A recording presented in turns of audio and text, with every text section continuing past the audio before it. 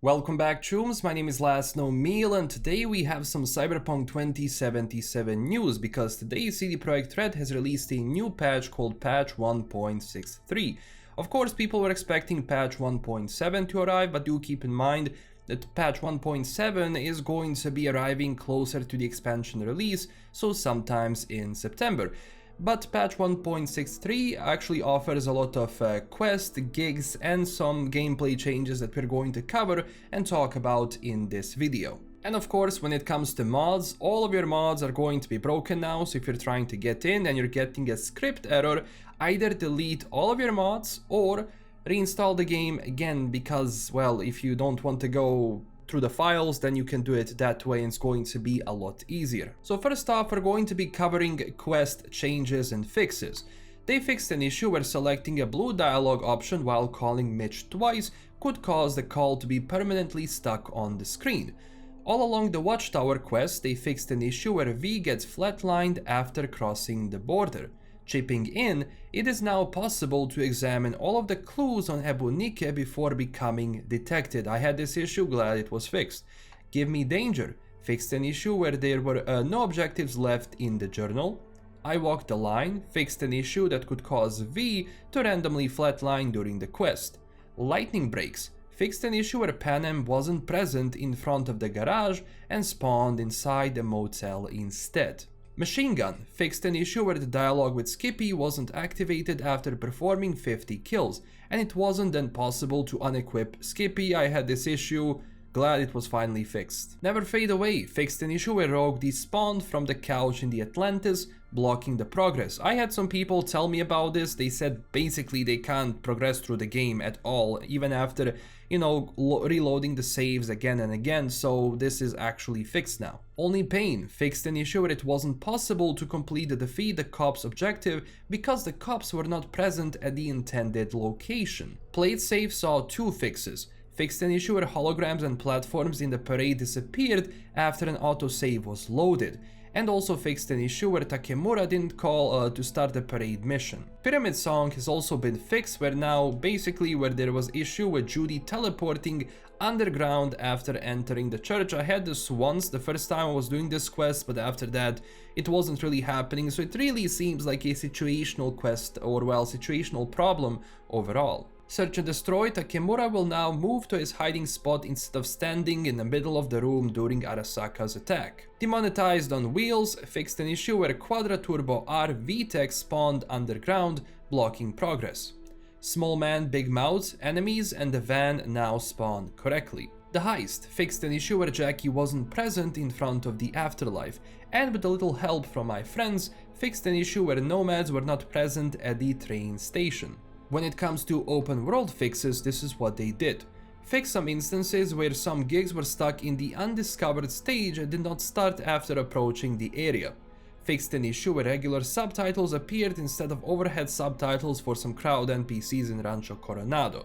When it comes to gigs, Bloodsport, we will no longer be reflected standing backwards when looking in the mirror in the dojo bathroom. Last Login, fixed an issue where it was possible to pick up the quest item before the quest was activated, breaking the flow of the mission.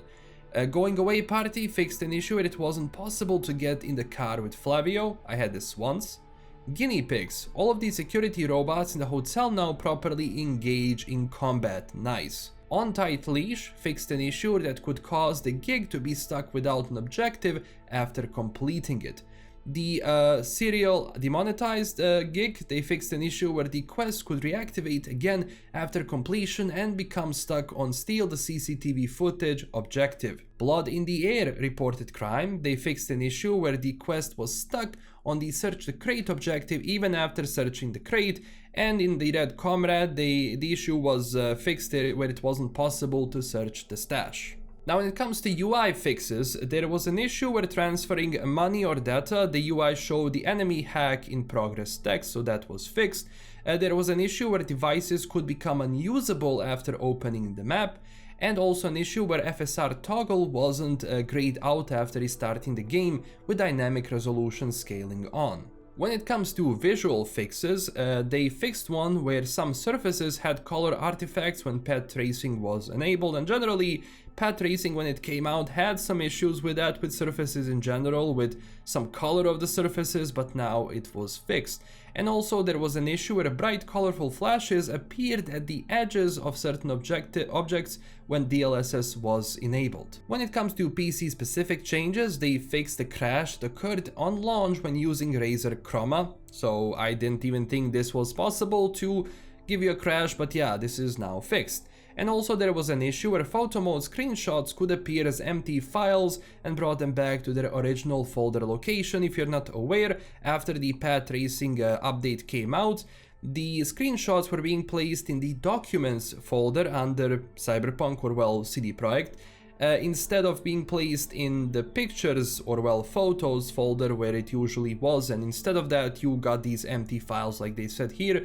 So now this is finally fixed, and the screenshots, or well, photos you take are going to go back into their original location. And also improved performance of DLSS frame generation on AMD CPUs. Console specific changes now include these fixes. Change the number of available save slots on Xbox to 20 for manual saves and 10 for point of no return saves.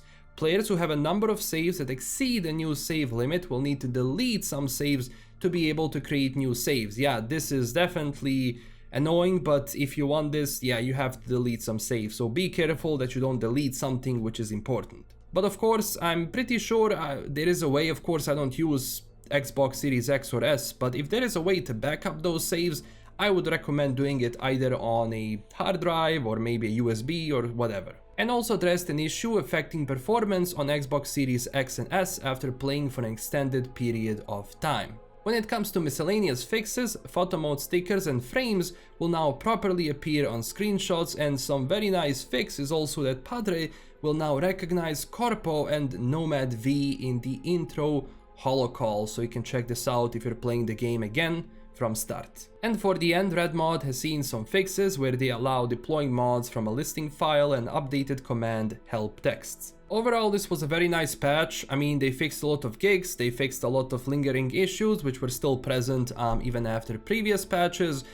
Again, this was a bit of a surprise that it happened, and I was not expecting this patch to come out at all, but it did, and you can update right now. On GOG, the update for me was, I think, 1.6 gigs, but I'm pretty sure on consoles it's going to be a bit bigger. Again, patch 1.7 is going to be dropping closer to the expansion release, so we're not going to be getting anything new for 2-3 months now, or well, 2 months in general, so we have to wait for more. But of course, let me know down below if this patch helped you or maybe created some new issues that you want to talk about. I was actually working on a modding video for Cyberpunk with new mods and everything, but the problem is the patch came out while I was doing that, and of course now I have to wait for all of the mods to be updated so I can return to that. But of course, stay tuned, subscribe for more, and I will have more videos very soon. Also, huge thanks to my current Patreon supporters, and if you want to support the channel in an extra way, you can do it through Patreon or join directly on YouTube.